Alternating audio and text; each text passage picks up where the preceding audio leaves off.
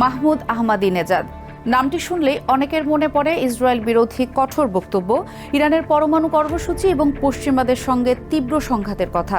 তাহলে সেই আহমাদিনেজাদকেই কেন ইসরায়েল ইরানের ভবিষ্যৎ নেতা হিসেবে বিবেচনা করবে? নিউ ইয়র্ক টাইমসের সাম্প্রতিক প্রতিবেদনের পর এই প্রশ্নটি এখন সবচেয়ে বেশি আলোচিত হচ্ছে। প্রতিবেদনটির মূল দাবি হল, ইসরায়েলের গোয়েন্দা সংস্থা মোসাদ দীর্ঘদিন ধরে আহমাদিনেজাদের সঙ্গে গোপন যোগাযোগ রাখছিল এবং ইরানের বর্তমান রাজনৈতিক ব্যবস্থা ভেঙে পড়লে তাকে বিকল্প নেতা হিসেবে সামনে আনার গোপস ষড়যন্ত্র করেছিল। কে এই আহমাদিনেজাদ?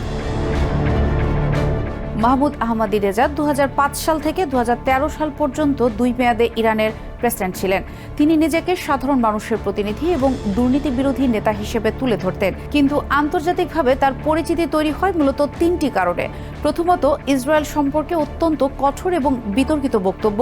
দ্বিতীয়ত, ইরানের পরমাণু কর্মসূচির পক্ষে অনড় অবস্থান।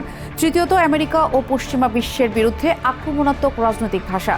তার শাসনামলে ইরানের ওপর আন্তর্জাতিক নিষেধাজ্ঞার খড়গ চালানো হয় এবং পশ্চিমাদের সঙ্গে সম্পর্ক আরও খারাপ হয়।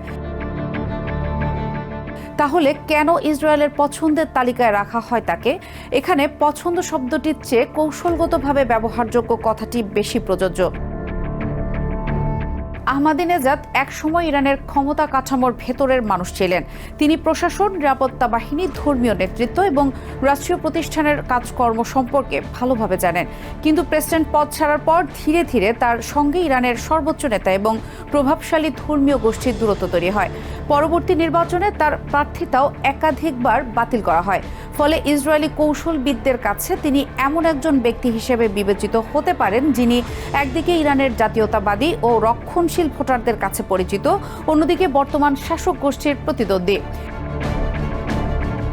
তিনি কি ইসরায়েলের সঙ্গে কাজ করতে সম্মত হয়েছিলেন? এটাই সবচেয়ে অস্পষ্ট বিষয়। নিউ ইয়র্ক টাইমসের প্রতিবেদনে গোপন যোগাযোগ এবং বৈঠকের কথায় বলা হয়েছে। তবে আহমাদিনেজাদ লিখিতভাবে কোনো অর্থ চুক্তি করেছিলেন, অর্থ নিয়েছিলেন বা ইসরায়েলের নির্দেশ মেনে কাজ করেছিলেন এমন প্রকাশ্য প্রমাণ এখনও সামনে আসেনি।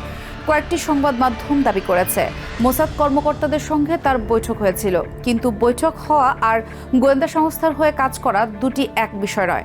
অতএব এখন পর্যন্ত বলা যায় যোগাযোগের অভিযোগ রয়েছে, কিন্তু আনুষ্ঠানিক সহযোগিতা প্রমাণ প্রকাশিত হয়নি। ইসরায়েলের সম্ভাব্য পরিকল্পনা কি? প্রতিবেদন অনুযায়ী ইসরায়েলের ধারণা ছিল, ইরানের সর্বোচ্চ নেতৃত্বকে সরিয়ে দেওয়া গেলে দেশটির ক্ষমতার শূন্যতা তৈরি হবে। সেই মুহূর্তে এমন একজন পরিচিত ইরানি নেতাকে সামনে আনা দরকার হবে যার জাতীয় পরিচিতি রয়েছে, রাষ্ট্রীয় অভিজ্ঞতা রয়েছে, নিরাপত্তা কাঠামো সম্পর্কে ধারণা রয়েছে এবং বর্তমানে শাসক গোষ্ঠীর সঙ্গে বিরোধ রয়েছে। আহমাদিনেজাদ এই 4টি বৈশিষ্ট্যের বেশিরভাগই পূরণ করতেন। কয়েকটি প্রতিবেদনে এই পরিকল্পনাকে ইরানে দ্রুত নেতৃত্ব পরিবর্তনের বৃহত্তর আমেরিকান ইসরায়েলি কৌশলের অংশ হিসেবে বর্ণনা করা হয়েছে। আহমাদিনেজাদ কি সত্যি বিকল্প হতে পারতেন? এই বিষয়টি নিয়ে গভীর সন্দেহ রয়েছে। তার কিছু সমর্থন এখনও রয়েছে, বিশেষ করে দরিদ্র ও গ্রামীণ জনগোষ্ঠীর একটি অংশের মধ্যে। কিন্তু তার শাসনামলে অর্থনৈতিক সংকট, রাজনৈতিক দমনপীড়ন এবং 2009 সালের বিতর্কিত নির্বাচন এখনও বহু ইরানি স্মৃতিতে রয়েছে। এছাড়া ইসরায়েলের সহায়তায় কোন নেতা ক্ষমতায় আসছেন এমন ধারণা প্রকাশ পেলে ইরানি জাতীয়তাবাদী জনমত তার বিরুদ্ধে চলে যেতে পারত।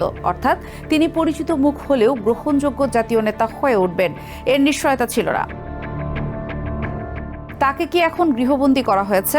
নিউ ইয়র্ক টাইমসের প্রতিবেদনে 4 জন জ্যেষ্ঠ ইরানি কর্মকর্তার বরাত দিয়ে বলা হয়েছে, আহমাদিনেজাদের সঙ্গে ইসরায়েলের গোপন যোগাযোগের একটি বড় অংশ শনাক্ত করার পর তাকে ইরানের ইসলামিক রেভলিউশনারি গার্ড কার্পস বা IRGCর গোয়েন্দা শাখার তত্ত্বাবধানে রাখা হয়েছে। তবে ইরান সরকার আনুষ্ঠানিকভাবে বিষয়টি নিশ্চিত করেনি। ইরানের কিছু সংবাদ মাধ্যম আবার গৃহবন্দীর দাবি অস্বীকার করেছে, তাই তার বর্তমান অবস্থা নিশ্চিতভাবে বলা যাচ্ছে না। পুরো ঘটনাটি কতটা বিশ্বাসযোগ্য? নিউ ইয়র্ক টাইমস আন্তর্জাতিকভাবে প্রতিষ্ঠিত সংবাদ মাধ্যম এবং প্রতিবেদনটিতে একাধিক ইরানি ও পশ্চিমা কর্মকর্তার সূত্র ব্যবহারের কথা বলা হয়েছে। তবে গোয়েন্দা তৎপরতা নিয়ে প্রতিবেদনের একটি মৌলিক সীমাবদ্ধতা রয়েছে।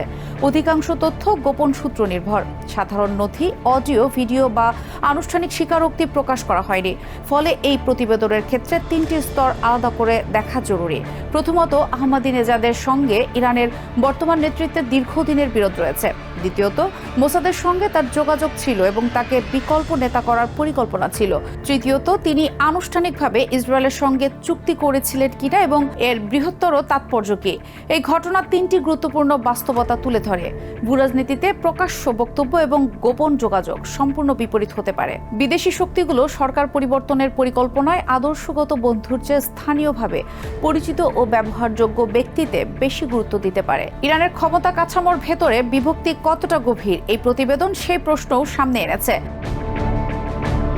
পরিশেষে মাহমুদ আহমাদিনেজাদকে নিয়ে নিউ ইয়র্ক টাইমসের সূত্র নির্ভর অনুসন্ধানী প্রতিবেদনটি দাবি যদি সত্যি হয়, তাহলে তা হবে মধ্যপ্রাচ্যের সাম্প্রতিক ইতিহাসের অন্যতম অপ্রত্যাশিত গোয়েন্দা তৎপরতা ও রাজনৈতিক ঘটনা।